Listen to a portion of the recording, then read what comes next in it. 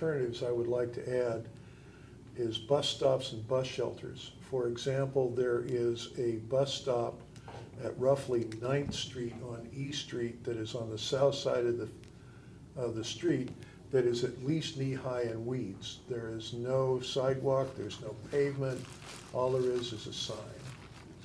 And I'd be a little surprised if that's the only one that needs No, that's help.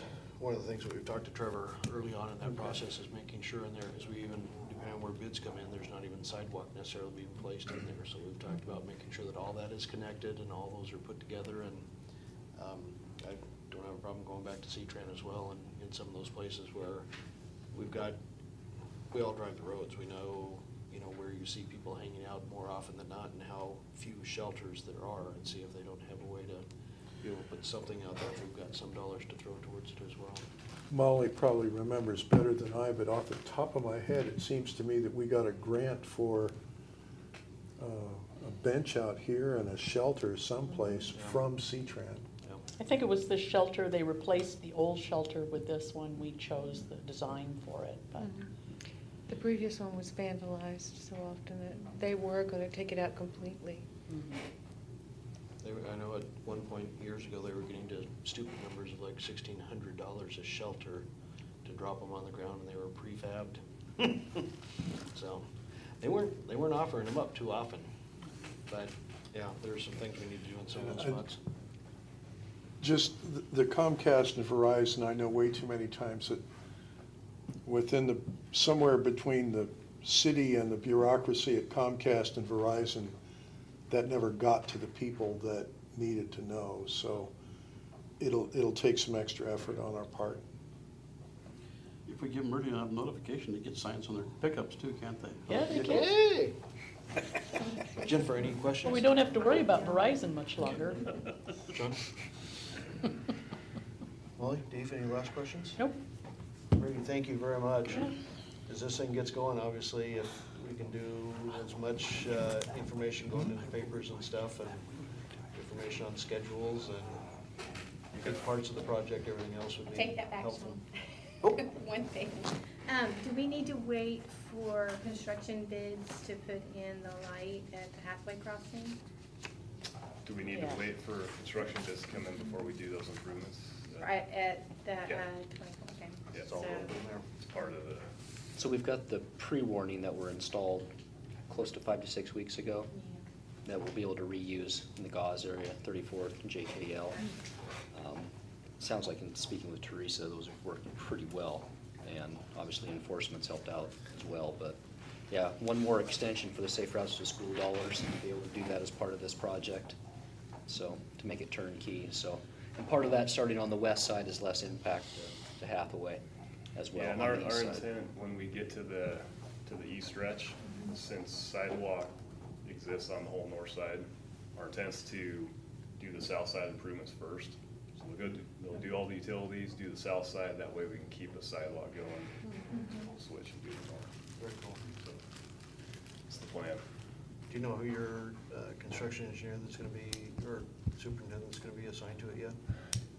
Yeah, it's basically I'll be involved at probably 2/3 time as far as just the management piece, and then Wes Wigner in our office, he's done all the inspection and oversight on the tunnel. He's going to be involved, and then probably one more person. So. We should probably make sure and get everybody together with the folks down at the bus barn.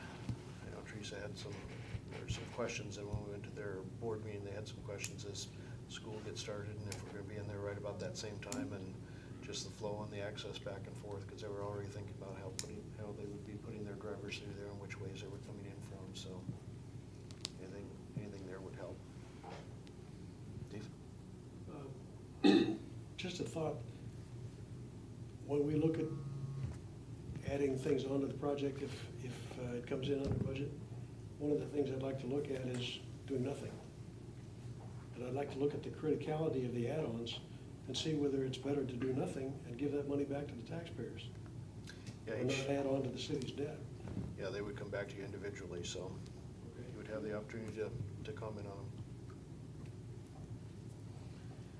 Any final questions? Ready, thank you.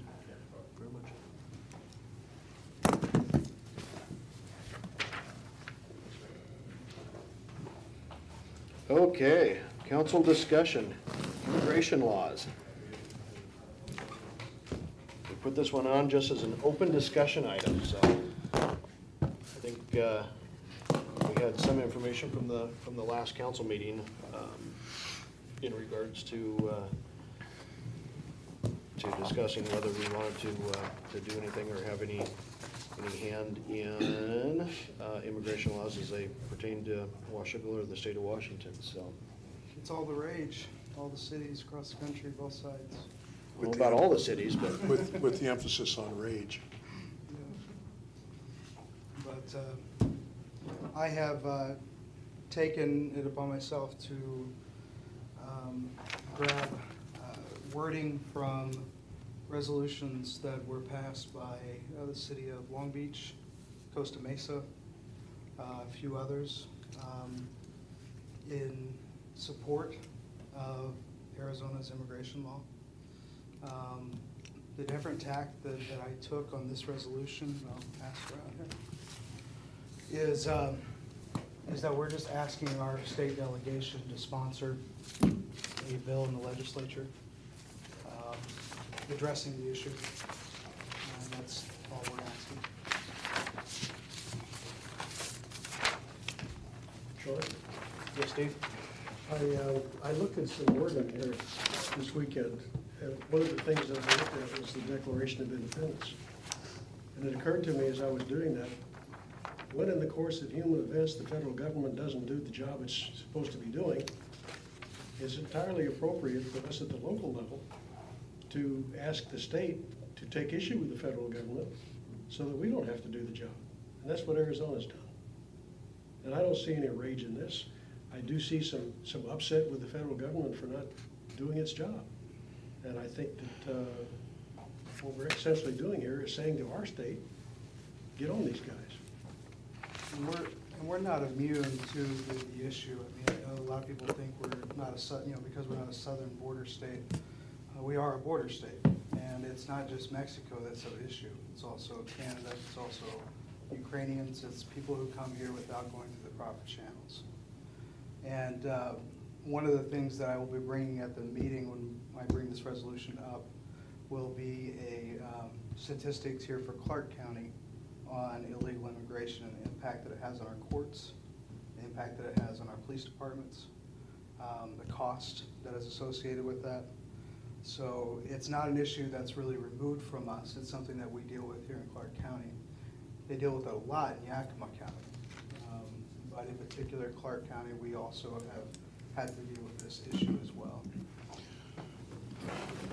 Curious, do you think that an Arizona's type law would decrease those court costs, police costs? I think it would send a message and would. Well, that's not my question. My question is, would it decrease the cost? I think it would. It's a deterrent.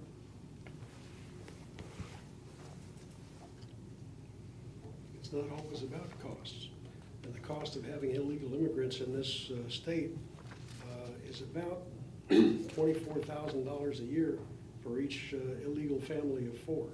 That includes, that doesn't include, by the way, medical treatment. That's extra. That's just welfare and